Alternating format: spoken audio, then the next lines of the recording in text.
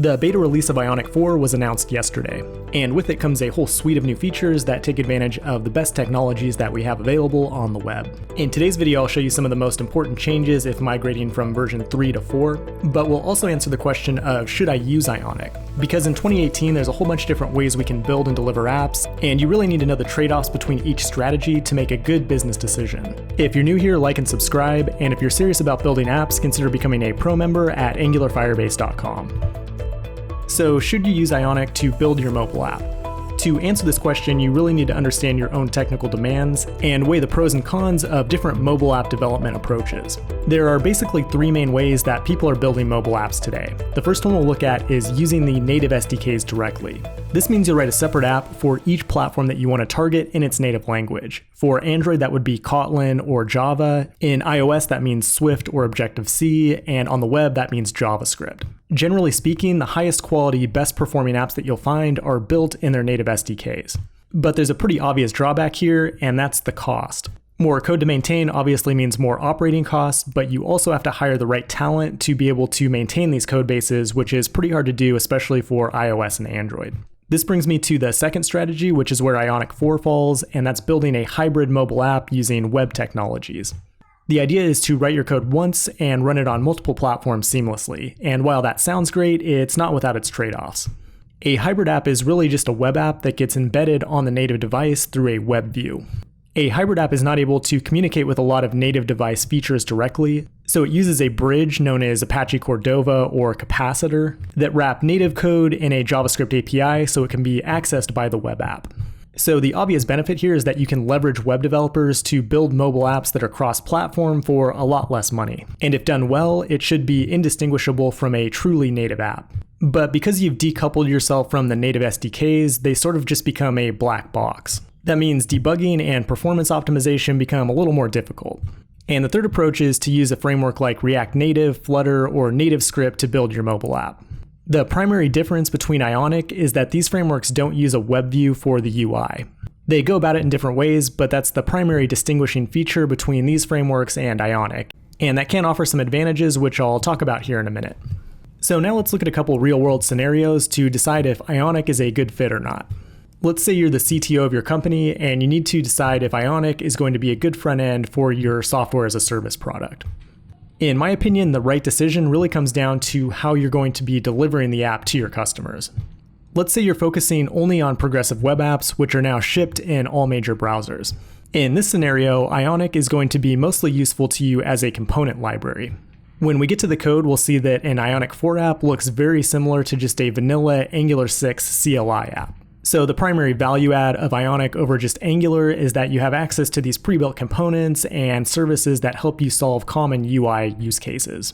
Another potential scenario is that your primary product is a progressive web app, but your customers also want support for iOS and Android apps. This is the niche where hybrid apps shine the brightest.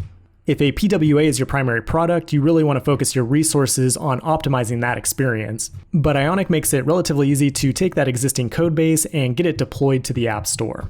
And you can do it without tripling your development cost, which is always worth considering. That brings us to the third scenario, where the mobile app is your primary product and a progressive web app is more of just an afterthought or non-existent at all. Ionic 4 has hedged its bets on web technologies such as web components, and it really feels optimized for products that are building progressive web apps. You can definitely use Ionic for exclusively building native mobile apps, but there's a few advantages to using non-web view frameworks that you should be aware of. The biggest advantage, in my opinion, is that you can run purely native code inside of frameworks like React Native and Flutter. This means that you can overcome certain performance issues because you're no longer using a bridge, you're actually just interacting directly with native SDK code. And Flutter doesn't use a bridge at all, so you're just more likely to get better performance right out of the box. Another thing these frameworks do is hot reloading, which is different than the live reloading that Ionic does. Hot reloading maintains the state of the app while simultaneously updating any changes to your code.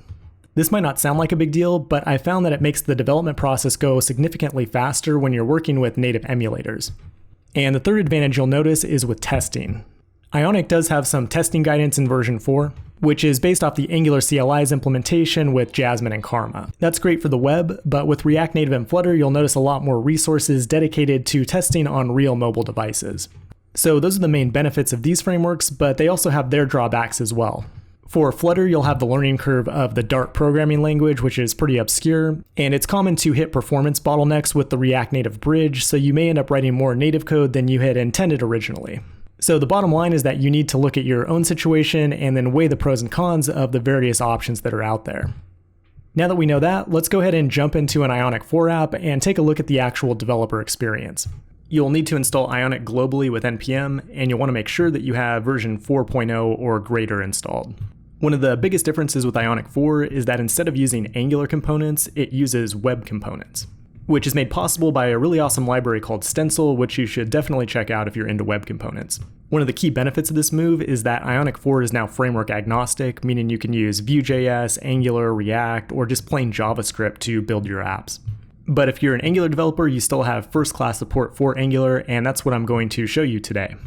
So we can run Ionic start with the tabs template, and we'll set the type to Angular. If you open up this project, you'll know that it looks very similar to an Angular 6 CLI project, and that's because it's using the Angular 6 CLI under the hood. It adds a few extra things here specifically for native mobile apps, such as the config XML for Cordova, and in this resources file for your native builds. The CLI does have some extra commands for building your apps on native platforms, but for the most part it works just like the Angular CLI. If you're migrating from Ionic 3, you'll notice some changes to the project directory structure. All of the app code is contained in the app directory, which follows the same pattern as you would see in a typical Angular app. To migrate your code over, you could simply copy and paste it into the app directory, and there's a few VS Code plugins out there that will help you rewrite all of the paths in your app. Perhaps the biggest change you'll notice in Ionic 4 is that it now uses the Angular router instead of Ionic's own push-pop kind of navigation system. In my opinion, this is a really positive change because the Angular router is super powerful, and I've covered this in previous videos. You'll have better tools in place for managing router state, and your end users won't notice any changes whatsoever. Let's take a closer look at the router by generating a new page component. In Ionic, a page is just a component, but it will automatically be wired up with your router for lazy loading. You'll notice that generates a new directory called profile in the app directory. And if we go into the app routing module, you'll see that it has set up this component to be lazy loaded to the profile path. This is actually a really nice feature. I kind of hate setting up lazy loading manually, so it's nice that the Ionic framework does this for you right out of the box. If we serve the app, we can just route directly to that profile path, and we'll see this component gets rendered there.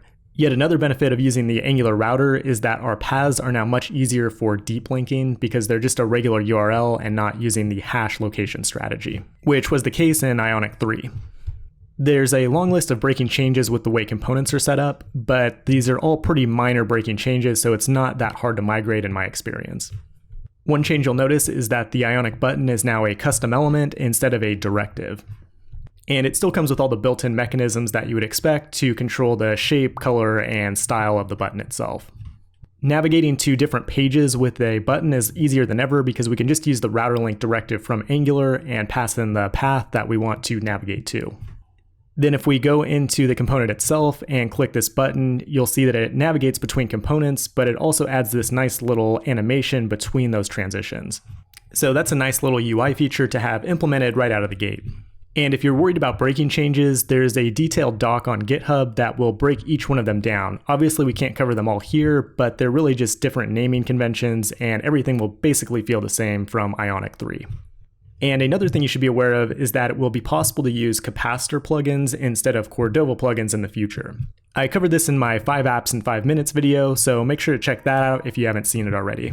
Another minor but important change you'll notice is that instead of providers in Ionic, they're now called services, which again aligns with the Angular conventions. So if you're migrating over, you'll likely want to change your providers to services.